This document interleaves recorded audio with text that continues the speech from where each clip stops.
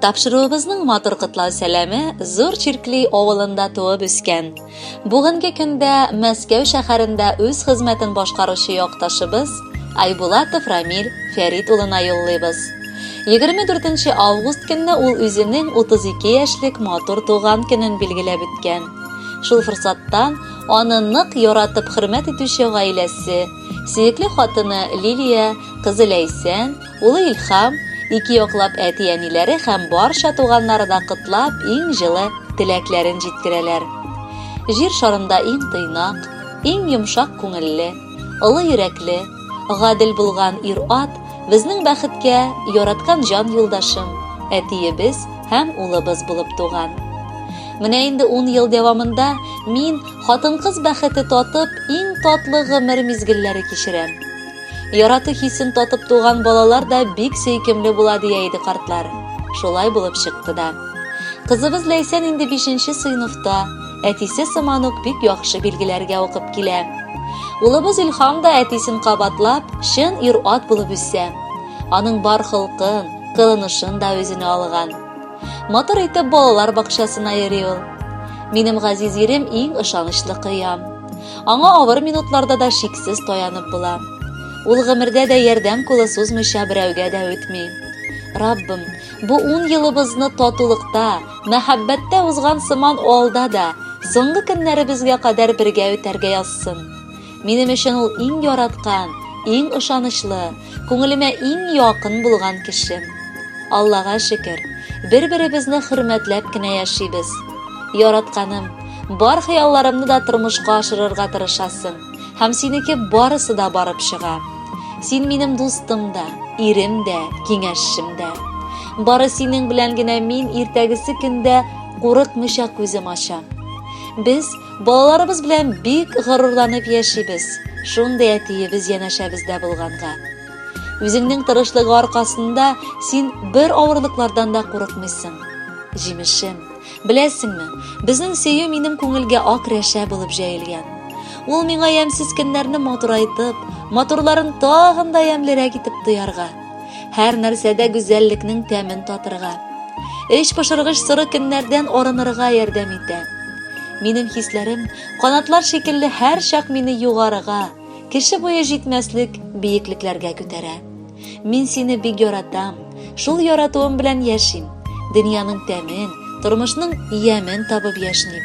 Мин сине сөям, алтыным, күтәрелеп караган туры карашыңнан бит очларым ут капкандай кызышкан чаклар инде үткән. Бергә үткән мизгелләр хәтсез генә тәгәри хисләрнең әле берсен, әле икенчесен күңелләргә түккән икән. Чынлап та, бүген синең күзләреңә туры карасам, юк, бит очларым алланмый, күңелләрем тула хөрмәт белән, сөю белән. Мин бит сине ирлегең, чын ирлегең өчен, авырлыклар алдында бөгелеп төшмәвең өчен, миңа ныклы терәк булганың өчен хөрмәт итәм. Көлкеле мизгелләрдәге шаянлыгың өчен сиңа тартылам. Киләчәккә якты хыялларың өчен, өметләрең өчен куеныма алам. Мин бит сине минем иң кадерле кешем булганың өчен, шул бит очларын аллата алырлык хисләрең өчен бик яратам. Бик. Һәм борчылма, ярыймы, бернигә дә. Барысын да бергә үтәрбез, бергә җиңәрбез. Бүген җаным сиңа ихлас күңелдән исәнлек, саулык, бетмәс төкәнмәс бәхет, мәхәббәтнең үзара булуын телибез. Бар канатым, насыйп ярым минем, синең янда миндә бик рәхәт. Минем өчен туган бәхетем син, балаларым өчен мең рәхмәт. Өлешемә төшкән көмешем син, иң зур бәхет гомер юлымда. Ярый әле сине очратканмын, рәхмәт иркәм, тагын да. Синең алда булган бурычымны мин назларым белән түләрмен. Кадерлем дип кенә йөртәм сине, синең өчен җаным бирермен. Сиңа диеп йөрәк кылларымда сөю җырым туды алтаңда. Яратканым өчен мең рәхмәт. Бул гына син, җаным, гөл янда. Хөрмәтле Рамил Фәритович, матур туган көн бәйрәмегез котлы булсын. Алда да якыннарыгызның кадер-хөрмәтен һәм мәхәббәтен тоеп яшәгез. Махсус сезгә дип, яраткан хатыныгыз Лилия сайлаган җырны яңгыратабыз. Кабул итеп алыгыз.